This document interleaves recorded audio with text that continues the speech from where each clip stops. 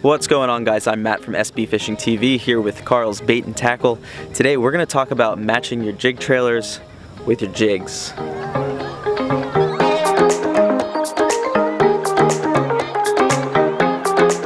So when it comes to matching my jig trailers with my jigs, I like to take a couple things into account.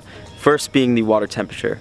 The colder the water, generally you want something with a little bit less action, something that's going to give the jig more of a gliding fall, something that's going to mimic the colder bait fish that are a little bit more rigid and just cold. You know, you don't want something that has a ton of action when the water's 50 degrees, and on the flip side of that, you don't want to fish something that has little to no action when the water's 75 to 80 degrees. If you take a look at the bigger of the two jigs, and this is the Fish Hog flipping jig, it's a 1/2 ounce. I'm pairing this up with the Missile Baits Destroyer, and you can see right off the bat, first of all, the size difference of these two jigs.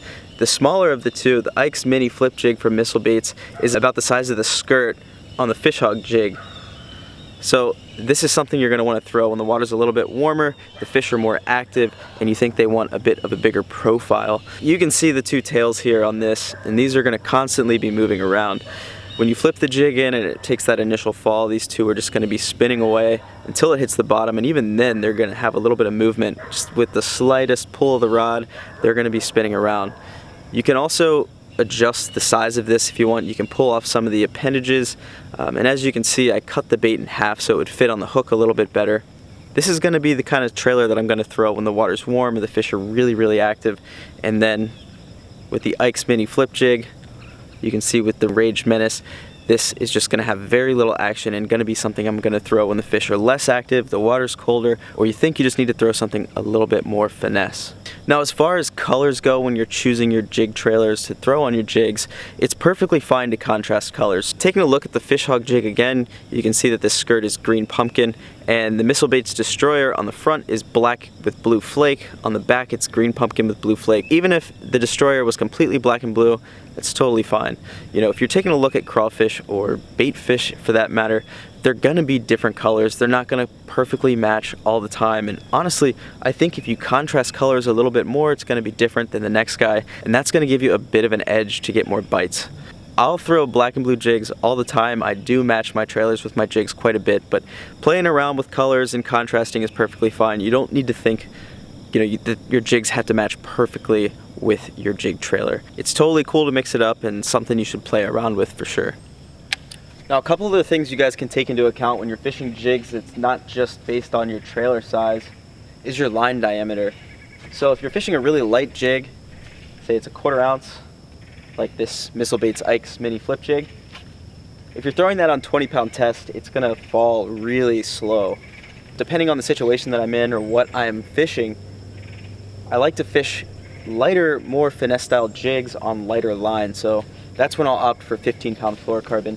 But if I'm fishing a 1/2 ounce flipping jig around really tight cover and it's a little sticky, that's when I'll bump it up to 20-pound fluorocarbon. And that's generally what I'm throwing my jigs on, probably 80% of the time. I will downsize a bit if I'm fishing more open water or, you know, a lighter finesse jig on the outside of grass lines or dragging a football head jig out on a point. That's when I'll downsize the line. But like I just said, you don't only have to keep in mind the size of the jig trailer that you're throwing, but your line diameter as well. So this right now, I have the Ike's Mini Flip Jig rigged up with the Strike King Rage Menace. I sprayed the tails a little bit with chartreuse, and that's gonna look just like a little bluegill, just bouncing off the bottom. Or when you flip it in and it falls past one of these bass's face, hopefully they'll open up and eat. Here we go. All right, little jig, little fish. Was on the Ike's Mini Flip Jig with the Strike King Rage Menace. Another really important thing to think about when you're throwing jigs, besides just the color of the trailers, is the size. So say we were to put this really big Missile Baits Destroyer on the back of Ike's Mini Flip Jig. What that's gonna do is it's gonna slow this bait down substantially. So if you find yourself like, you know, early spring and the fish want something really slow, that's not a bad idea, especially if you're around bigger fish. So you may not want this exact bait. You may want something like a bigger chunk or another cross-styled bait with a little bit less action. But if it's bigger, what it's gonna do is it's really just gonna slow that jig down.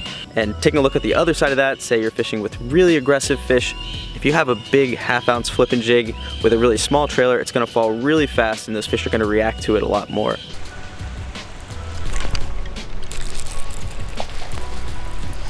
Look at that. Ike's mini flip jig. The Rage Menace in the rain, little guy.